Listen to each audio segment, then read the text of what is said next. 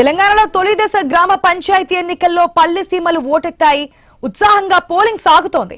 ఉదయం 7 గంటల నుంచే పోలింగ్ కేంద్రాల వద్ద క్యూ కొనసాగుతోంది. మధ్యాహ్నం 1 గంట వరకే పోలింగ్ జరుగుతోంది. మధ్యాహ్నం 2 గంటల నుంచి ఓట్ల లెక్కింపు చేపడతారు. దీంతో తెలంగాణ గ్రామీణ ప్రాంతాల్లో ఎన్నికల వేడి నెలకొంది.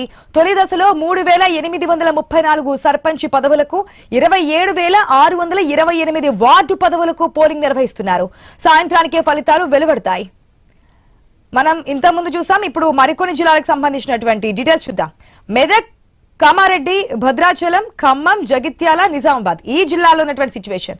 మెదక్ జిల్లా విషయానికి వస్తే నారాయణఖేడ్ లో మనం చూస్తున్నాం వరుసగా వస్తూ ఉన్నారు ఓటర్లు ఓటు హక్కు వినియోగించుకోవడానికి. కామారెడ్డి జిల్లా గర్గుల్లో కూడా సేమ్ సిచ్యువేషన్ ఉంది. పోలింగ్ కేంద్రాలకే వెళ్తున్నారు. మనకి ఎక్కువగా ఏ విజువల్లో కనిపించినా ఎక్కువ పర్సెంటేజ్ మనకి వృద్ధులు ఓటు హక్కు వినియోగించడానికి వెళ్తున్నటువంటి సిచ్యువేషన్ కనిపిస్తోంది. భద్రాచలంలో కూడా ఓటు హక్కు వినియోగించుకోవడానికి వెళ్తున్నారు. ఎందుకంటే 1 గంట వరకే మాత్రమే తమ ఓటు హక్కు వినియోగించుకోవడానికి అవకాశం ఉంటుంది కాబట్టి నెమ్మదిగా ఓటర్లందరూ కూడా తమ ఓటు హక్కు వినియోగించుకోవడానికి పోలింగ్ కేంద్రాలకు వెళ్తున్నారు. సమస్యాత్మక కేంద్రాల వద్ద పోలీసులకు కూడా కట్టుదిట్టమైన భద్రత ఏర్పాటు చేశారు. వెబ్కాస్టింగ్ అంటే సీసీ కెమెరాల ద్వారా కూడా పర్యవేక్షిస్తున్నటువంటి సిచ్యువేషన్. ఇక ఖమ్మం జిల్లా వి వెంకటయ్యపాలెంలో కూడా మనం చూస్తున్నాం వృద్ధులు వస్తున్నారు. తమ ఓటు హక్కును వినియోగించుకోవడానికి ప్రతి ఒక్కరు కూడా పోలింగ్ కేంద్రాలకి తరలి వస్తున్నటువంటి సిచ్యువేషన్. మెట్పల్లి జగిత్యాల జిల్లాకు సంబంధించి వికలాంగులు వీల్ చైర్ లో కూడా ఓటు హక్కు వినియోగించుకోవడానికి వస్తున్నారు. వృద్ధులు అక్కడ బారులు తీరు నుంచున్నారు.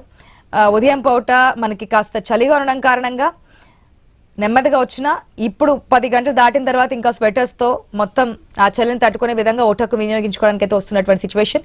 నిజామాబాద్ జిల్లా విషయానికి వస్తే మినార్పల్లిలో కూడా సేమ్ పరిస్థితి.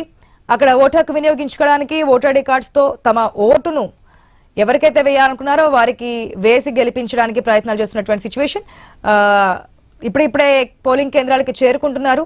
అక్కడ కూడా పోలింగ్ కేంద్రాల వద్ద వృద్ధులు ఓటర్లందరూ కూడా చేరుకుంటున్నటువంటి సిచ్యువేషన్ మనకు కనిపిస్తోంది.